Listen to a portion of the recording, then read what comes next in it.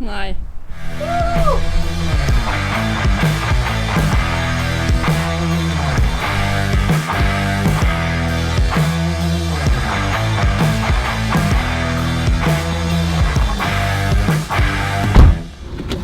Lofoten neste. Jeg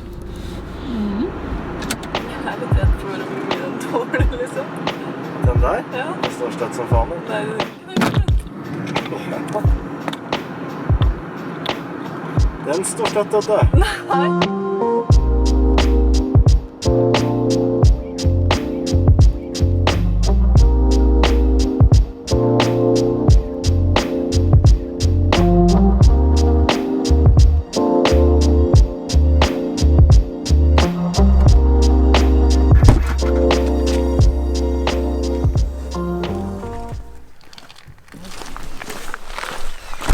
Da er vi på vei til Helvetestinden og Bunestranda. Det blir bra. Det ser veldig fint ut. Litt duskregn, men det skal klare nok. Det blir bedre vær etter hvert her.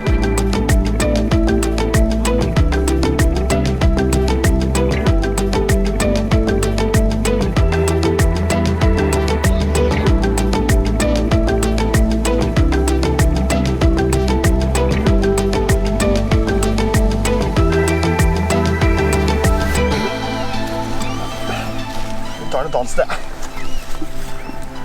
Har du plass i din sekk? Ja da. Jeg har jo alle brødskivene her. Det er greit. Jeg er sliten, ass. Jeg har faktisk ikke begynt å gå en gang på første tur i Lofoten. Jeg skylder på luftveisinfeksjonen. Det er ikke helt det, selvfølgelig. Det er ikke den kameravinkelen her heller. Ja, nå er det veldig tåkete der, men jeg tror sola kommer gjennom her nå. Det hadde vært deilig. Det er bare å følge på her.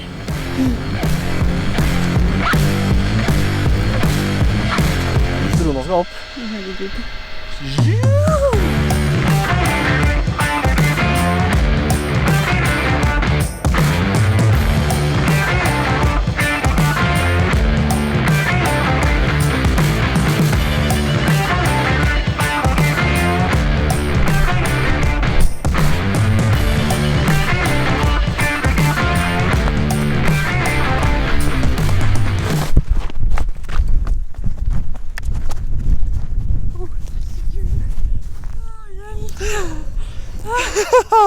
Det var nesten. Filmet du? Jeg filmet, ja. Nei, Jo. igjen. Måtte over i full spurt for å ikke dette på ryggen der drona er. Herre min hatt. Nå må du legge ned kameraet så vi kommer helskinna ned. Ja, da gjør vi det.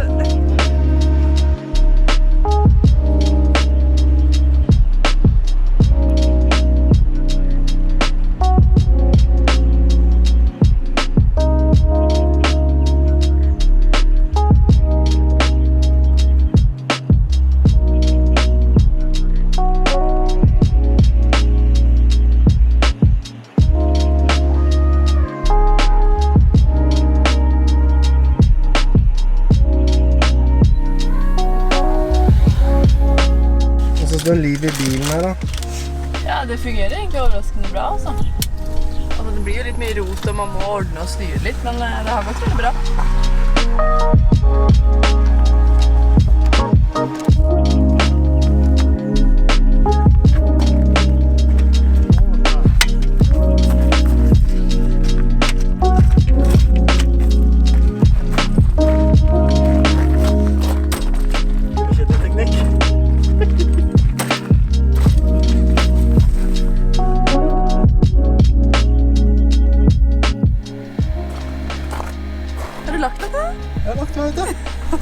Den der er ikke uviktig, faktisk.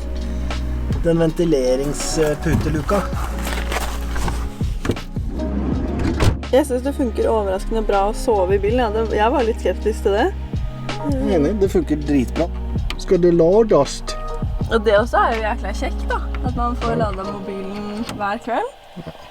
Tar jo så mye bilder, vet du.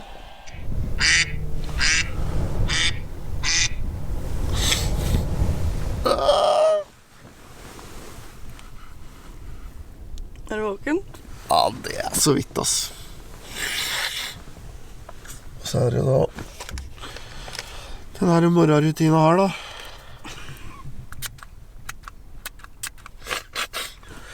da kan dagen starte, liksom.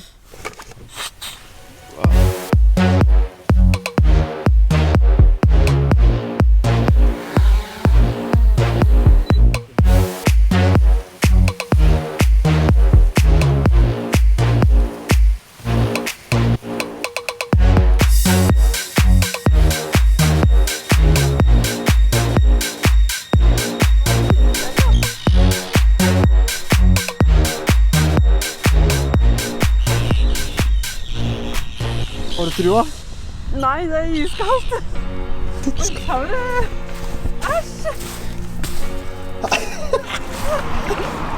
Det er iskaldt, liksom. 1, 2, 3.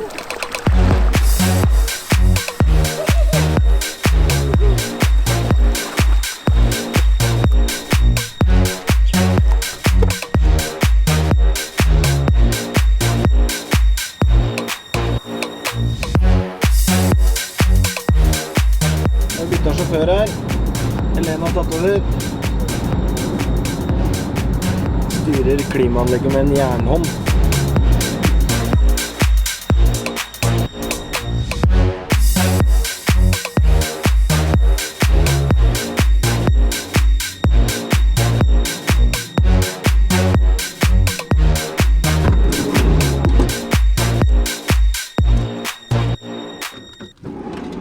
Ok, da var det dags for midnattstur. Ja. Midnattstur. Det var ganske mye insekter her, da. Ja, det er fordi det blåser ikke så mye.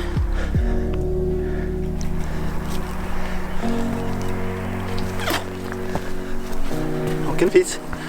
Tror vi får noe fin utsikt på toppen, da. Ja, jeg har faktisk veldig trua. Det ser veldig bra ut.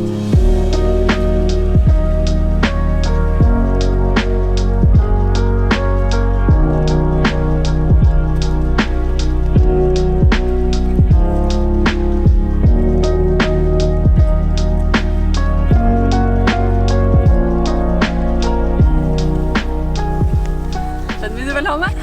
Er det bedre nå? Luesveis.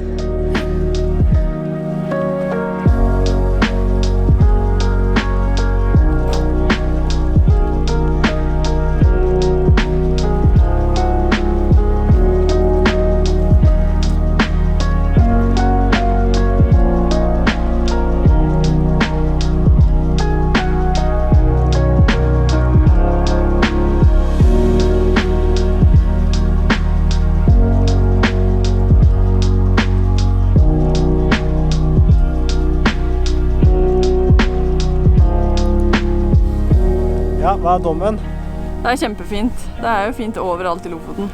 Ja, jeg er helt enig. Den her var veldig fin.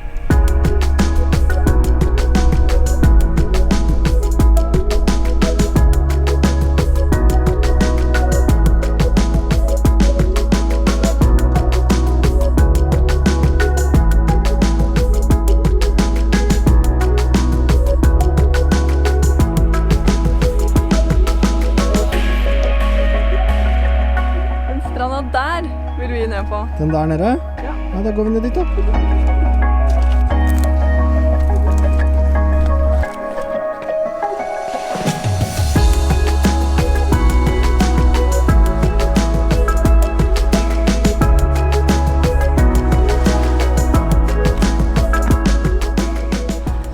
Levde opp til forventningene. Ja, det var deilig å se litt sol da. Midnattssol. Ja. Det var fint da. Fin liten strand. Da fikk vi liksom det også. Fikk det å pose og sekk.